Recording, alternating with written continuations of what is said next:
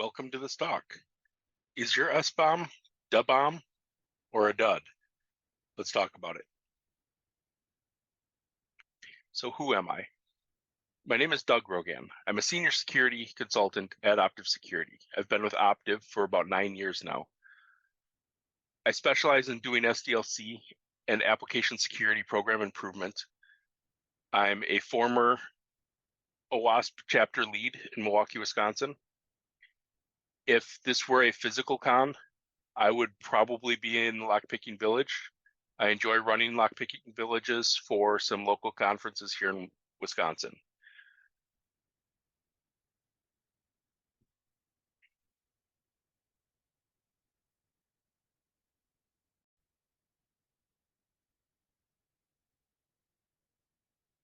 So what are we going to talk about? We'll go through a little introduction of SBOM and understanding what it is. We'll talk about why we should think about using an SBOM with our software, what the intentions are, and what it is in practice. We'll go through a few of the limitations, and some of them are significant.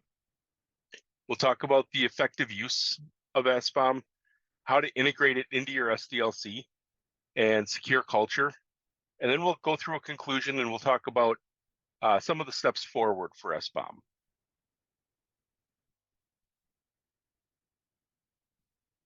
So let's talk about what SBOM is with an introduction. What is an SBOM? Software applications have become enormous. Let's take a look at some numbers. Facebook, with all of its services, is over 60 million lines of code. Mac OS X, 85 million lines of code. The average high-end car, 100 million lines of code. Google and all of their products, to put all the others to shame, over 2 trillion lines of code. Code this big is too hard to comprehend.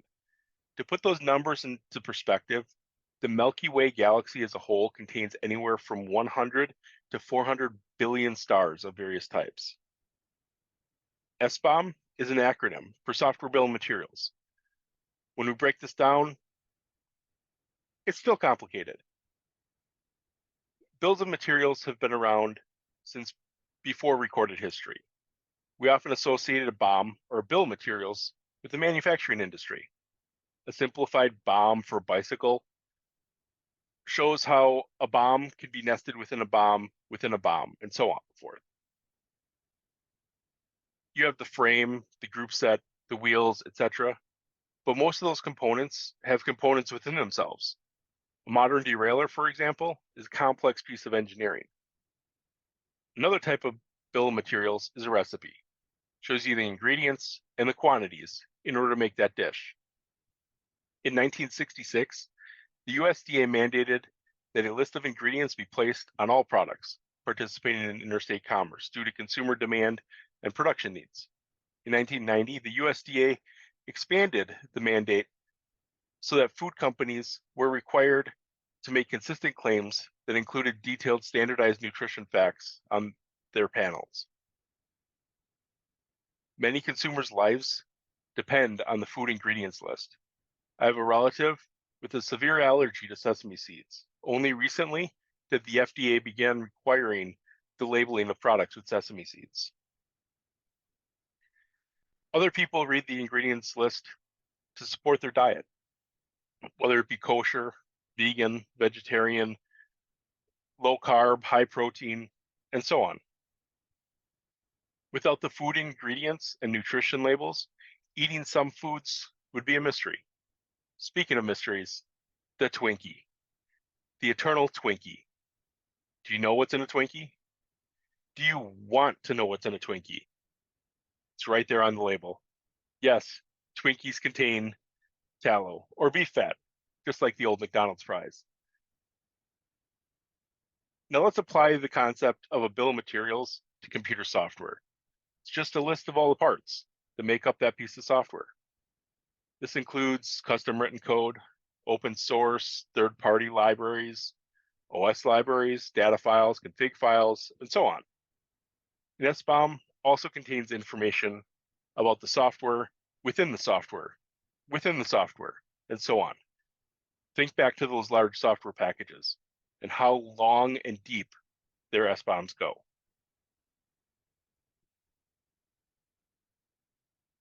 So what does an SBOM include? The NTIA, National Telecommunications and Information Administration here in the United States, has defined a set of minimum components of an SBOM, referred to as its elements. These consist of three broad and interrelated areas. Those are the data fields. Things like the author name, supplier name, a version string, a unique identifier. They also must include practices and processes that can be used for updating and distributing and accessing that SBOM. And finally, and as we'll see, possibly the most important, automation support. An SBOM needs to be machine readable. Many of the standard formats also make SBOMs human readable. We know what information needs to be within an SBOM, but is there a standard? Not quite. Currently, there are 3 SBOM specifications that have gained enough traction to be considered popular. Cyclone DX was originally used with OWASP dependency track software. It has an extensible format that integrates with SPDIX license IDs, PURL, and other external identifiers.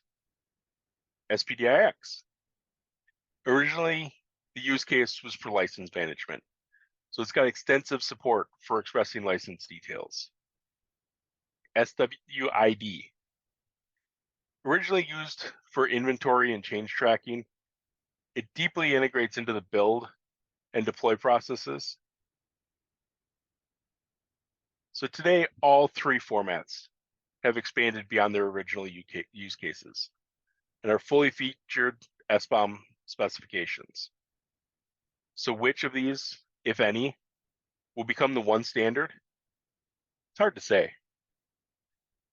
As long as tools are written to consume all 3, I don't think it matters. We now have a very basic understanding of what an SBOM is. Let's talk about why. As is many times the case in the tech industry, XKCD has an explanation. All of our modern technology and software, if it's dependent on one little tiny piece somewhere forgotten, and that fails, it all comes tumbling down. What is the current state for SBOMs? So SBOMs have some advantages, especially currently. Until recently, SBOMs would have been mostly manual. Think back to those large applications we spoke about earlier. Imagine trying to determine all of the components of some of those large monolithic applications. By 2025, it's estimated that 60% of organizations building or procuring software will mandate an SBOM. Government policy, specifically United States Executive Order 14028, mandates that all software purchased by the US federal government contain an SBOM. So how do organizations comply? For most organizations, it's a one-time cost. Need to identify and procure tools in order to generate the SBOM. For small organizations, it's a rather straightforward process, and it can be relatively inexpensive. For larger, more mature organizations, it's going to cost more money. But the efficiencies that can be gained by understanding the libraries and software in your organization can save you vast amounts of money especially when you think about vulnerability management.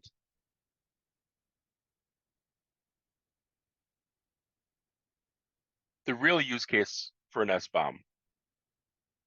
Think back just recently. The cyber attacks involving SolarWinds, the Colonial Pipeline, JBS, they've all put a spotlight on software supply chain vulnerabilities.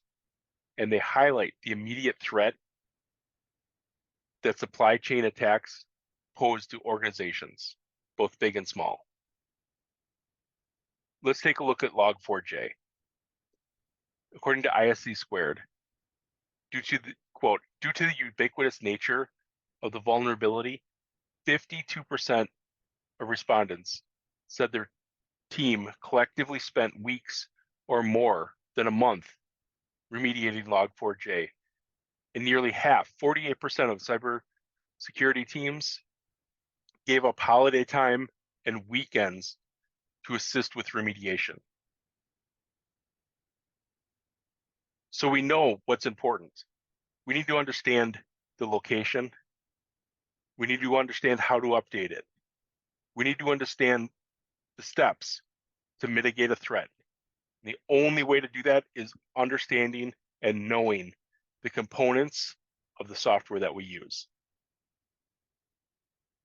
Additionally, SBOMs can be crucial in exercises like license audits and code standardization. Let's look at some SBOM use cases. Security incident. When we have an SBOM at various stages of the development process, and we understand what is in our code, we can address vulnerabilities in a more timely and efficient manner and ensure that the code that we deploy is free of any known vulnerabilities. Another SBOM use case, license compliance. There are a vast array of open source license models. Understanding them can be difficult enough, but being able to ensure that the software that you're developing is compliant with all of the various models is difficult, to say the least. By having an SBOM and understanding all of the components of your software, we can ensure compliance much more easily with all of those open source licenses. Additionally, we can assure quality to our code by identifying and understanding the software that is going into our software. One more use case, DevSecOps automation. We need to ensure that we are compliant, that we're using the libraries and components that we should be. How can we do that? Well, by having an SBOM, we can identify exactly what components, what versions of those components are being included in our software. We can utilize this information in order to create gates to ensure that vulnerable code from other libraries isn't making it into our products. We'll take a look at this a little bit further later on. Another why for having a SBOM is compliance drivers. I've already mentioned that an SBOM can assist with the managing of software licenses and Executive Order 14028. But there are additional compliance drivers for which an SBOM can assist. The PCI DSS requires compliant organizations to keep a detailed inventory of their system network and must ensure that they are secure and free from any vulnerabilities. HIPAA requires that safeguards be in place to protect the security and confidentiality of personal health information. GDPR requires organizations to have a detailed inventory of their systems and data and must be able to demonstrate that they are compliant with GDPR. An SBOM can assist with all of these compliance requirements. by providing a detailed view of the software and its dependencies, allowing them to identify and address vulnerabilities in their system that could potentially compromise the security and confidentiality of regulated data. So we've covered what an SBOM is and the why we should have an SBOM. What are the limitations? Are there problems with its implementation? Let's take a look. Most tools provide a SBOM as a simple static list of dependencies in your application. We need to supplement that list with actual runtime usage to answer questions like what dependencies are added but not used. The result in this case is potential false positive vulnerability records. Anyone who has looked at a web application vulnerability scan has likely seen cases where scanners report vulnerable versions of JavaScript libraries, but upon researching them, has found that the application isn't vulnerable because the vulnerable portion of the library isn't being used. Additionally, while a list of dependencies is considered an SBOM, organizations need to track what I'll call the runtime BOM. This is a list of network connections, files touched, network ports that may be in use, etc. These metrics are critical for security teams to understand because they represent the attack surface area of an application. For containerized applications, where you may have several microservices, it's difficult to try and do this for each image. Finally, the truth of many SBOMs out there, they're simply shelf-ware. They're generated, they get uploaded to the cloud, and never looked at it again, never used to improve the software that they describe. So to address the issue of false positives, we have VEX, or Vulnerability Exploitability Exchange. And the idea here is to have an opportunity for companies to attest that their software isn't vulnerable to a given vulnerability because they're not using the portion of that dependency that contains that vulnerability. The problem I see is the whole purpose of an SBOM is to ensure supply chain security by having transparency in the contents of the software. The idea that software vendors can't hide vulnerabilities because they have shared what their components are. So now we're going to rely on attestations from those same companies to certify that the applications aren't vulnerable. Seems to kind of bypass some of the purpose of SBOM. How can we be sure that we're getting the most effective use out of our SBOM? And by effective, what I mean is the most out of the dollars and the time spent to generate the SBOM. That it's not just going to be shelfware. How can we make sure that our SDLC isn't just shelfware? We need to integrate it into our SDLC. First of all, we need to consume the SBOMs of all of our component software. That's going to complete our SBOM and make sure that it's as complete as possible. We need to have governance to say what packages developers can use and can't use within our software. Ideally, we should restrict developer access to those packages that we don't approve, or versions of those packages that we don't approve. We need to provide the packages that are approved to the developers in a secure way so that they can't be altered. And then during the build process, we can audit all of this through SBOM. What does an SBOM integrated SDLC look like?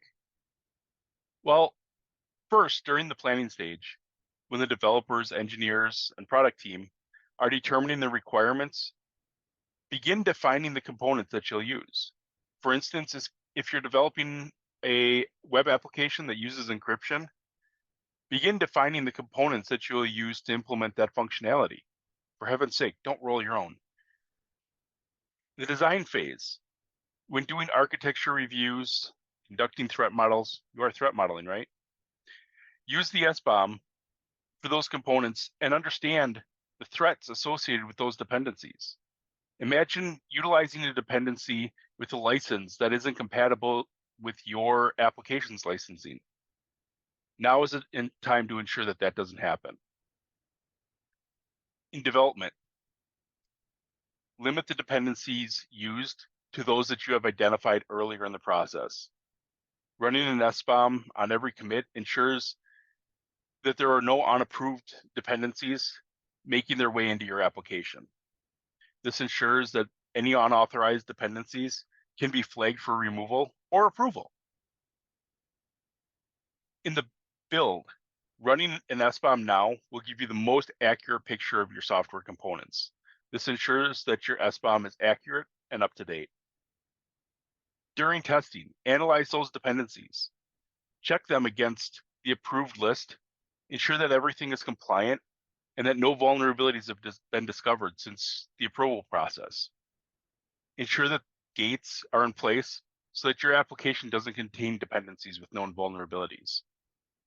When you release the software, your users may be consuming that SBOM.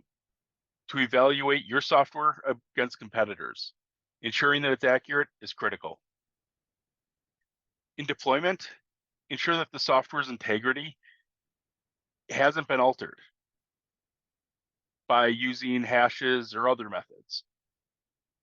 And finally, in maintenance, because you know all of the components and their versions, you can effectively monitor for vulnerabilities in those dependencies and address them quickly in a timely manner. What types of artifacts should be generated when we generate our SBOM? We need to understand the components to our software, the versions.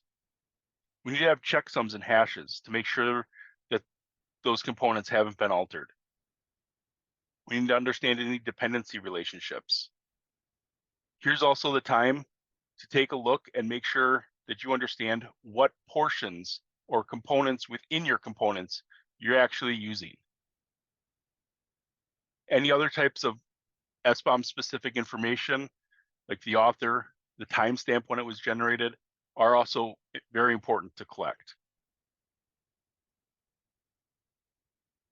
In conclusion, now we can see why integrating that SBOM into our SDLC gives us far more benefits than just having that shelfware SBOM that we ship with our software. We can improve the overall value and security of our software by using SBOM. What kinds of outcomes and benefits can we really see by integrating our SBOM into our SDLC? We can decrease the amount of unplanned and unscheduled work. Decreasing the amount of time that it takes us to address vulnerabilities is critical. Additionally, shipping software with dependencies using licenses that aren't compatible with our software's license would be catastrophic. We can evaluate every component that we're using in our software before its use, making sure that those components are secure. We can prevent the introduction of known vulnerabilities into our code. We can ease regulatory compliance by ensuring that we understand all of the components of our code. And as I mentioned earlier, we can streamline license management, ensuring that we have the licenses for the components that we need. What do we still need to achieve the full potential of SBOM? High security assurance systems cannot be built on assumed trust. Trust comes from being able to independently verify what is being claimed about software components in SBOM. Verification of SBOM components may require tracing components all the way down to that little block on the XKCD illustration. In order to automatically and accurately correlate information about a single component between multiple tools, there needs to be a primary key of sorts that unambiguously and uniquely identifies software components. Such an identity key should not change over time and should not require any central issuing authority. There's a need to determine this identity based on the software component itself, not with any outside source of material. Broader adoption of SBOM practices will require automation, which in turn requires tools. Understanding tools available and what tools meet your specific needs is critical to successfully implementing SBOM. Free and openly available SBOM data is considered critical for enabling supplier selection, so consumers can compare SBOM before purchasing a product. Standardizing SBOM data will ensure that consumers are able to compare apples to apples when they are researching your product. Some suppliers may take specific software components and modify them slightly. This could be done for customization or backporting or any number of reasons. Technically, this is a fork in the code base. But since much of the original code still remains, the consumer of the SBOM data may still wish to know about the underlying code base. Changes and remediations must be documented in the standard.